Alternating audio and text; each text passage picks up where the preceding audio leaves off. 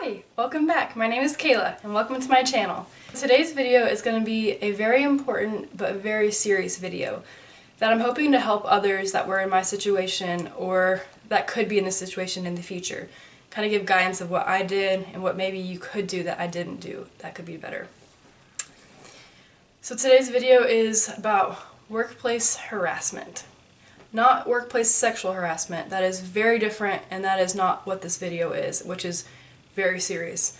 This is just harassment, which is bullying / harassment, kind of stepping over that line of, is this appropriate in the workplace or not?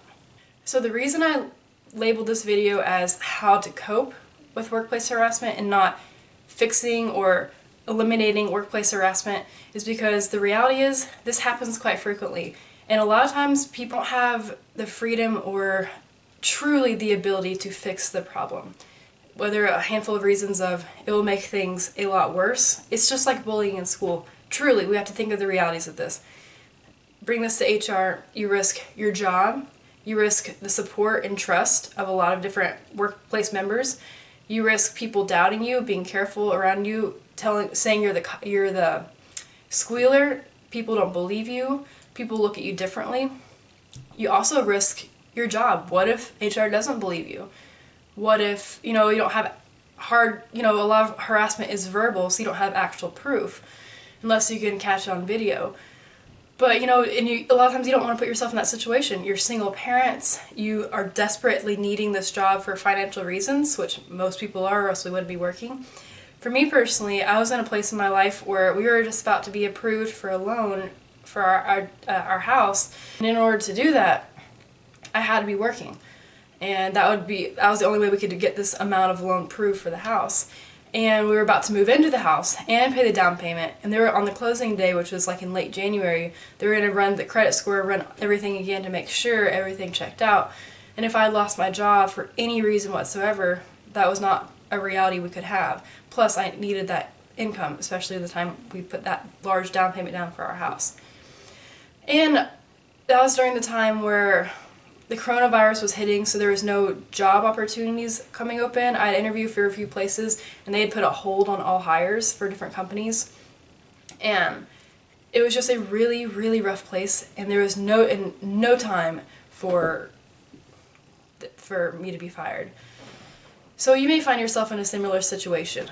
How can you handle workplace harassment from a superior, preferably normally a boss, without causing a scene and without having to go to HR? And even without that person realizing you've realized this. So how to cope? For me, I asked myself, is being a difficult boss that is trying to help you grow, that is trying to better you, improve you and your skills, the difference between that and attacking you? And I'm not just saying you're doing a bad job at work and your boss is really mean. I'm saying it crosses the line of this man or woman is attacking me and my character or things you cannot change, such as appearances. That is not okay. That has nothing to do with your abilities, your job, what things that you have accomplished. And once I realized that, okay, this has gotten personal. He's attacking me as a person and my character, not my abilities to perform my work and my job. And that was one thing he could never bring up to HR, because I was going above and beyond in my workplace and doing a fantastic job. And he has said that many times. He'd say, you're doing an amazing job. I'm surprised you're able to do this and this and this. And, you're actually way above and beyond for this and this and this. And he goes, and would go into the list of things that were out of my control, that had nothing to do with the job. And a lot of people like that either have a mentor complex or a kind of superiority complex of, I'm better, I'm higher up than you, I can do whatever I want. This man in particular was one of my bosses, and he was in charge of a lot of our plant. So a lot of people liked him, and that was a lot of people that have these issues come off as very superficial. Everyone buddy to everyone likes him until you're the target. So that also adds a little bit of challenge to the situation. Because who's going to believe you, you know? And even though you have a good relationship with everyone else, it's like, who do you believe? You've got two good people. Who's right, who's wrong? So I decided to make this video after I had my baby, quit work, because I knew I didn't want this to surface. But I just want to be clear that this was not my very last boss and not my very first boss. It's one of the bosses I had in the middle. Is due to a lot of management changes. So my very last and very first bosses were so supportive, and they actually wanted to see me succeed and wanted to see me grow, which was also another thing that made me realize, like, this one particular guy was different. He did not wish to see me succeed, and he was going to succeed at everyone else's expense. That was in his direct group. So this was not my last boss or my very first boss, if anyone finds us that knows me. Those two people, I can't even have you thinking that it was them. They were the most amazing people I've ever worked for or worked with or known. That being said, my biggest advice is the first time something questionable happens, and a lot of times this is in a one-on-one conversation, which a lot of times bosses will have with their direct line of command. So whenever you're having your one-on-ones, this is a lot of times when the harassment would begin. There's no one to hear, no one to see, and they can, in theory, do whatever they want. So my biggest advice to you is, number one, go to a very active area, make sure the door is open, make sure anyone walking by could hear, make sure there's people around, and if your boss doesn't do that and he takes you to his office and closes the door, just say, hey, would it be okay if we could meet our one-on-one meeting maybe in the lobby or somewhere quieter, but just like maybe a conference room down the hall or something more public. And if he goes, well, why? You know, just say, oh, you know, I get claustrophobic sometimes. Make up an excuse, anything to help you. I get claustrophobic sometimes, would that be okay? And if that's not a possibility, because I don't know how a lot of workplaces are structured, like ours was under construction, we had no choice but to meet in an office, and he would shut the door. And a lot of times I'd open it, and then he'd get up and shut it again. But anyway, so that's my first suggestion. The second suggestion is, the second you start noticing something, document. Document everything. After that meeting, take out a piece of paper or your computer, a private document, the date, what happened, what do you think crossed the line in a workplace manner, and just document that. Don't go to HR immediately. Ponder on this. Give someone the benefit of the doubt. Everyone has bad days. Step 2, communicate to that manager saying, you know, for me, I'll just have to give specifics to help you guys. For me, it was a lot about doctor's appointments.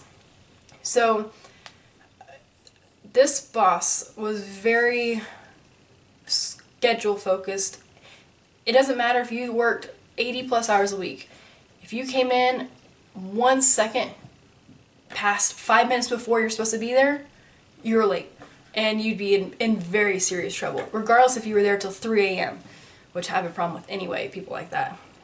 Around that time of year, I actually struggled with a significant health issue that I didn't feel comfortable sharing, but made my boss aware of the general detail of what he needed to know, that there's something wrong.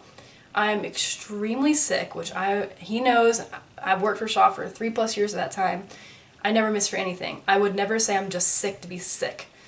I was very ill. The most ill I've been in my whole life. More ill than when I had swine flu, when I had pneumonia, when I just through any surgery. That was the worst. I thought I was dying. I literally thought I was dying. I'm not being dramatic. I was not okay. So I missed, probably, using my vacation days, may I add, I missed a week of work because I knew he wasn't okay with that. And so I used my vacation days to kind of make it okay. It's like, hey, and I got back to work, and I made myself, I didn't want to use any more vacation days, and I wasn't contagious anymore, and I was like, okay, I feel like I am dying. And so I went to work that day, and it was like 5 days into the being sick, which I was sick for over 3 weeks. I couldn't talk because my voice was gone. I kept having to blow my nose. I had a fever. I felt absolutely horrible, and I had to bring around a whiteboard to write my questions because literally nothing would come out of my throat. Like, I couldn't talk at all. It was like a squeak. And so he saw that and knew, and I mean, you can't fake blowing your nose, sneezing, coughing, that deep croup cough. Like, you can't fake that. So he knew I wasn't faking to begin with. He pulled me aside to his office after a long, long work day, like 2-3 days later, and said, "Kayla, your productivity is amazing." He said, "I've been really impressed with how you've taken this new role and run with it. You've done a fantastic job." He said, "But that's with the harassment, there's that but. But I'm really concerned with your absences," which I've been working for this boss for only a few months at this time and hadn't missed a single day, was on time every single time, like up until this point. And he knew my history because he knew my previous bosses, and everyone really liked who I was because I'm a good employee, good person. And so I kind of sat there, and I thought he was kidding at first. I kind of laughed, and he was stone cold serious. I was like, I have doctor's excuses. I have the hospital notes because I was put in the hospital. I said, I've been really sick. I even took my vacation days. He continued to ask me every single detail of every single day that I was out for the vacation days of when I was sick. What I was doing, what I had done, which doctor did I go to, what did they say, what did I have, what was wrong. And first of all, that's not okay. I gave as vague as answers as I could that would get him off of my back.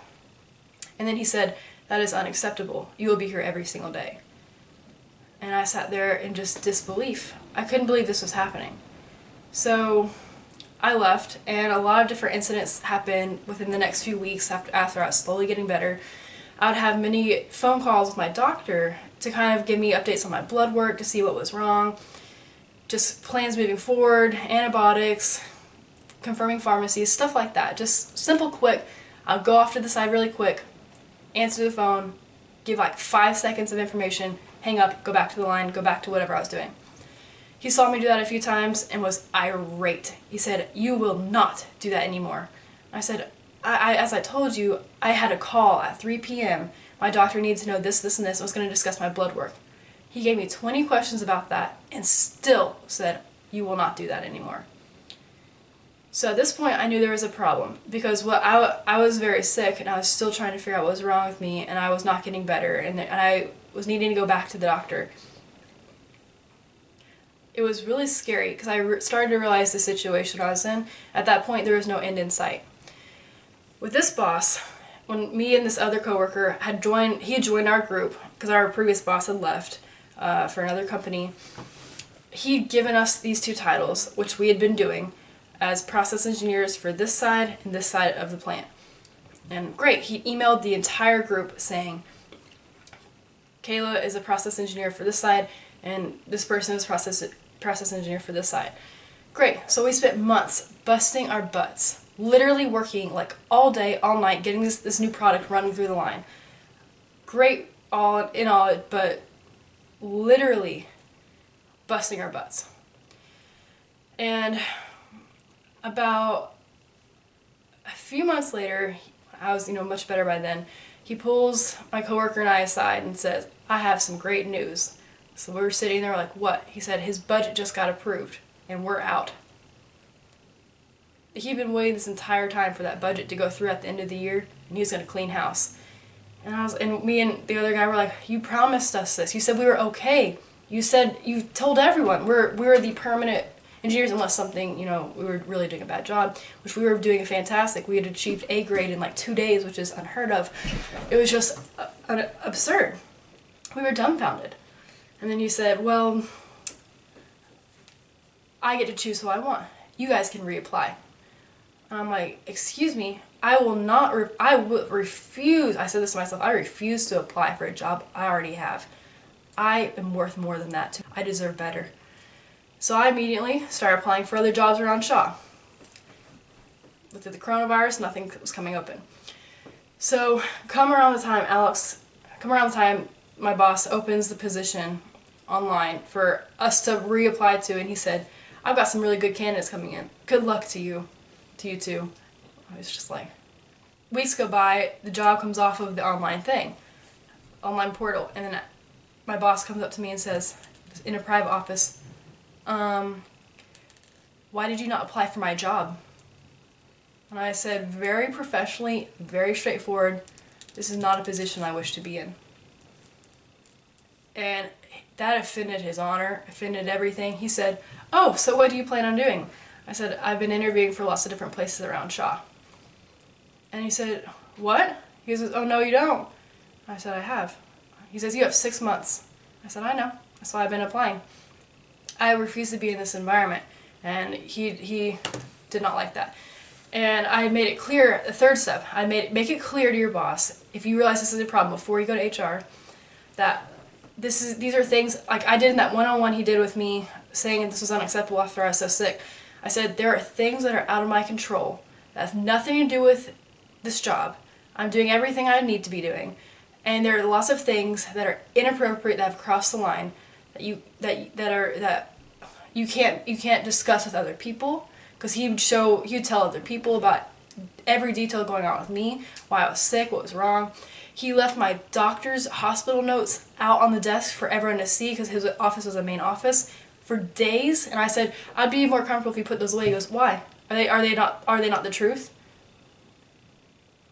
So, should I have gone to HR sooner?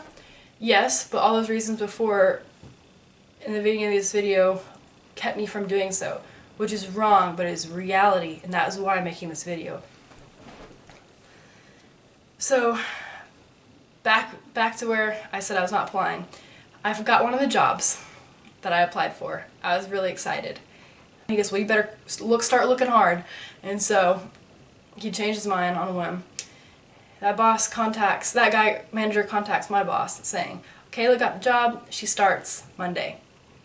Or immediately Monday, whichever worked for him. My boss said, absolutely not. He would not let me have that job. And that manager said, you told her to apply. I even used you as a reference. And he said, well, no, she's not going to your group. She's staying in my group. So I was not able to go to that job. And that other manager said, I'm sorry for stepping over the line. The second runner-up will get the job. That's when I went to go to HR. It was right before Christmas. HR wasn't there. They had left for the year. So I went to email them. HR never got my email. They were off the clock. They were done for 3 weeks. So during that time, I continued applying and interviewing for different positions within Shaw. Got lots of freezes on a lot of positions. They weren't able to hire. They would revisit later, which they never did come back to for anyone. Those positions are just gone. And then I interviewed and got the position at Central Lab, where I'm at now, and I've never been happier. I'm so very lucky and fortunate. And I had taken my vacation at that point when I got the news that I'd gotten it. And I went around my boss, went directly to HR and said, because they knew I was looking for other jobs within Shaw, and I said, I got this position. They said my start date was January 7th when we come back from all our vacation days. I said, I'm on vacation from December 16th through January 10th due to all the vacation days I'd saved up and just trying to get out of this horrible situation I was in. And I carbon copied Alex because he didn't know I wasn't coming back at that point either after December 16th. And HR said, Kayla, we are so happy for you. Enjoy your next step of your journey. And so when I went to work on January, I think 9th was 10th was my first official day, maybe 9th. I came in there and I've never been happier. Everyone who saw me from RP would come to visit would say, Kayla, you're glowing. I've never seen you so happy. I was like, I know. But that very first day I was working at Central Lab, I got a text from Al. Remove the things from your office immediately. Of course he was ticked. He was irate, livid. And I said, I will be there at the end of the day. He said, come to dump your stuff out now, in all caps. And so I told my current boss, and I said, listen, he's needing me to come do this. He goes, okay, don't make him mad, just do it. So I went over to RP, and it was towards the end of the day. A lot of people were in meetings or had left, and a lot of construction going on, so not many people around. And all my stuff had been thrown in the middle of the hallway. And everyone came up to me that was there and said, oh my goodness, what happened? What's wrong? I said, oh, nothing. I just got a job at Central Lab.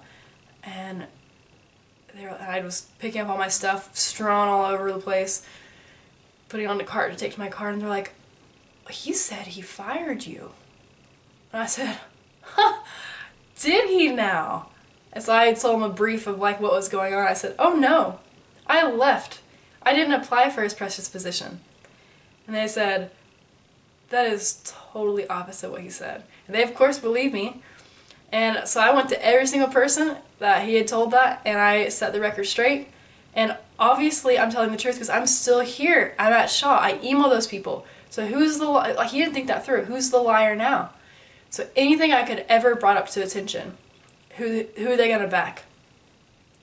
And also when that December 16th, that day I knew I was leaving for the rest of the break, the rest of the year. I didn't know at the time. That very night he pulled me aside and actually humiliated me in front of my other coworker and shut the door and said just things like, you're always gone, you're always not here, you're always doing stuff, you're always in the bathroom, which was part of a lot of my sickness. And by the way, I literally went to the bathroom 3 times a day. 3. Even though I felt like I was dying from a lot of stomach issues, a lot of everything. And that wasn't even part of what was wrong with me. And I was like, I'm sorry. And so that was a few weeks before that, when he was saying about the, you know, I'm never at the exact spot. He could never find me. Well, my plant is over a mile long, deep, wide, like it is a mile. So of course, with lots of twists and turns, of course he's never going to find me because I'm everywhere. I'm doing what he's told me to do.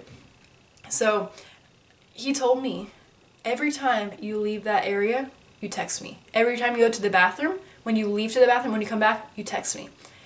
So this is another thing, is step 4. Be smart. If you know things aren't going to change, you have to be smart about things. So when he was with all of his executives showing off our line, and this was like a day after he had told me that, I went up to him in the middle of his executive group and I said, hey, I really need to go potty. Can I go potty now? And he goes, yeah, of course.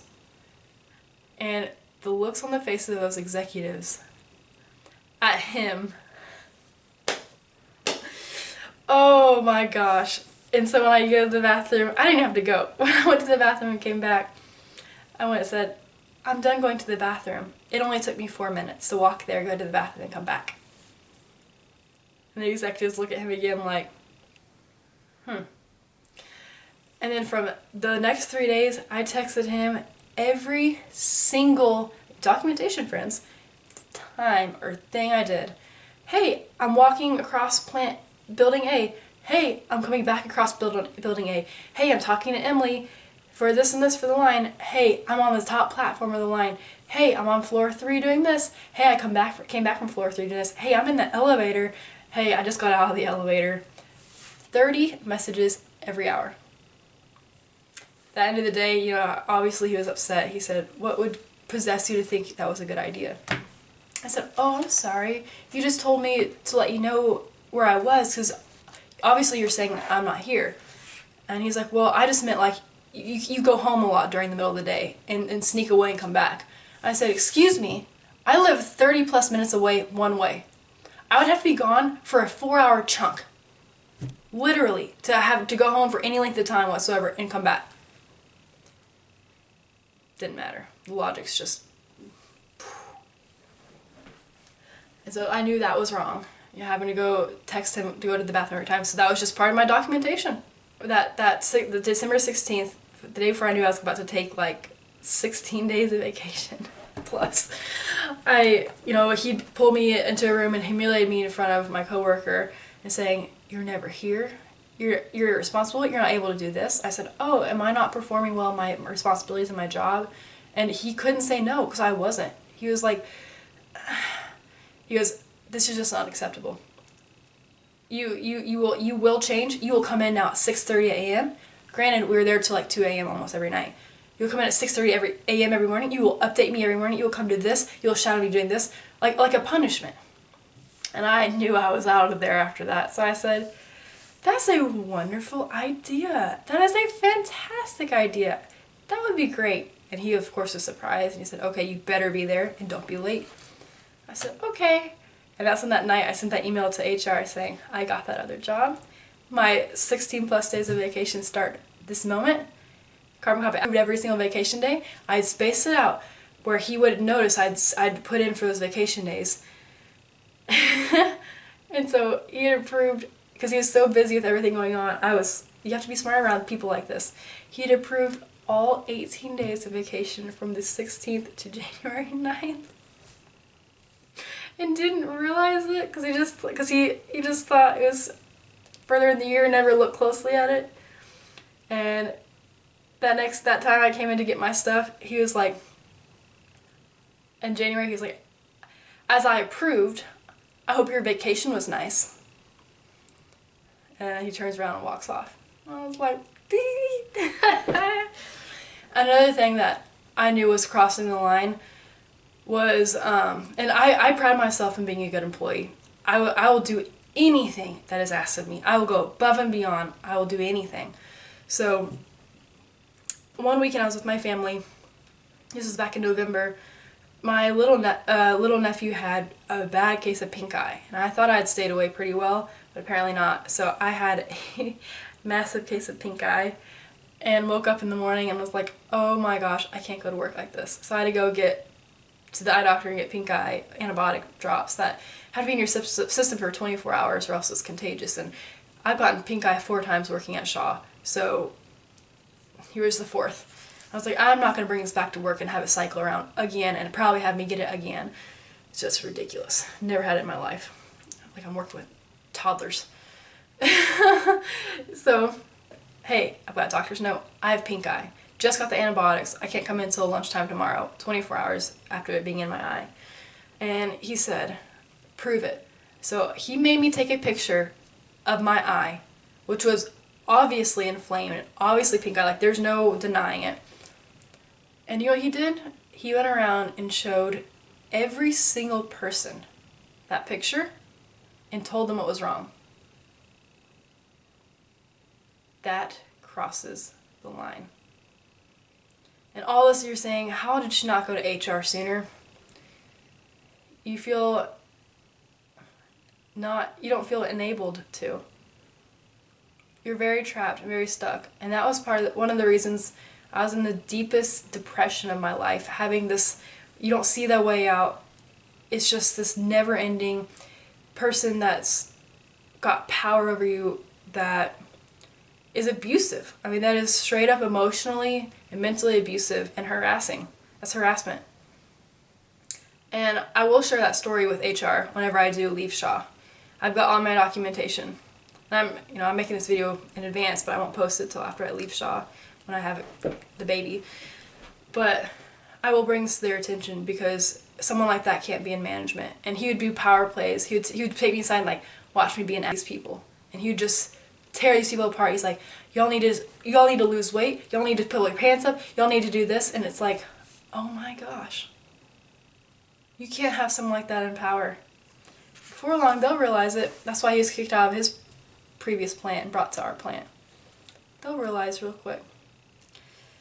So that's kind of my story of my harassment and how I personally coped with it. Was it the best way to cope with it? No. But is it reality? Yes. That is the case in many different places. Now, if this was sexual harassment, immediately go to HR without any question, without proof, without anything.